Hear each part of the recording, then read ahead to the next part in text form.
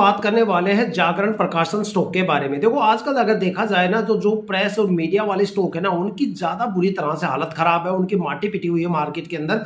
देखो स्टॉक के बारे में दो ऐसी चीजें बताऊंगा जो आपको हर एक स्टॉक के बारे में जानना जरूरी है।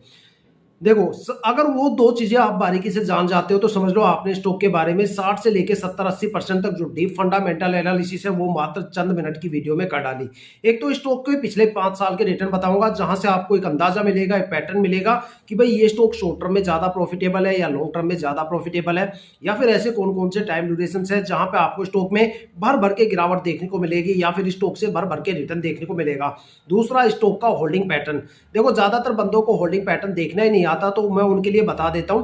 देखो किसी भी स्टॉक में इन्वेस्टमेंट करने से पहले वहां पे जो प्रमोटर की होल्डिंग है ना वो 50% या उससे ज्यादा होनी चाहिए। अगर किसी स्टॉक में प्रमोटर की होल्डिंग 50% से कम हो गई तो समझ लो भाई प्रमोटर ने वहां से निकलने का मूड बना लिया और अब वहां पे आपकी लगने वाली है। वहां पे आने वाले टाइम में स्टॉक में स्ट्रेस लेवल बढ़ने वाले हैं और स्टॉक के रिटर्न गिरने वाले हैं। लेकिन अगर किसी भी स्टॉक के अंदर प्रमोटर होल्डिंग मान लो 70-80-90% या इससे ज्यादा है तो भाई वो स्टॉक या तो मल्टीबैगर बनेगा या फिर वो स्टॉक लंबे टाइम तक रिटर्न देता है, क्योंकि जो सबसे ज्यादा ट्रस्टवर्दी इन्वेस्टर्स होते हैं उसमें प्रमोटर और डीआईआई आते हैं जो कंपनी के साथ लंबे टाइम तक रुकते हैं और धीरे धीरे करके अपनी होल्डिंग को रिलीज करते हैं। लेकिन दो सबसे ज्यादा पैनिक इन्वेस्टर्स भी होते हैं। आपको मुझे पता है आप ये कहोगे कि भाई पब्लिक इन्वेस्टर सबसे ज्यादा पैनिक होते हैं, तो फिर आपकी जो एनालिसिस स्किल है वो थोड़ी सी वीक है।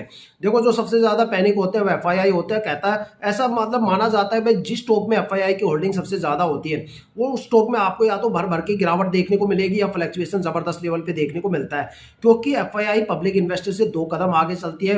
एफआईआई का मतलब होता है फॉरेन इंस्टीट्यूशनल इन्वेस्टर्स।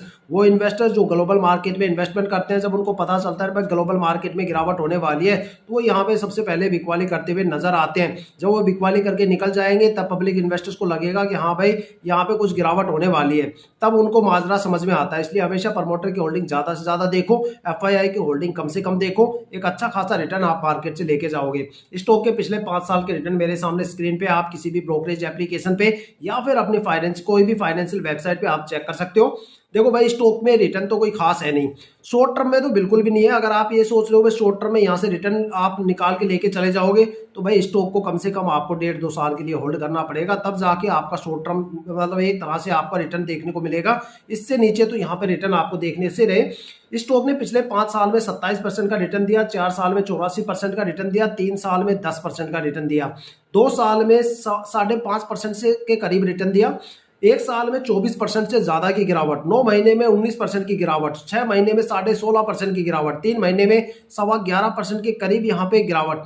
तो देखा जाए तो गिरावट ज्यादा है और स्टॉक में प्रमोटर की होल्डिंग 69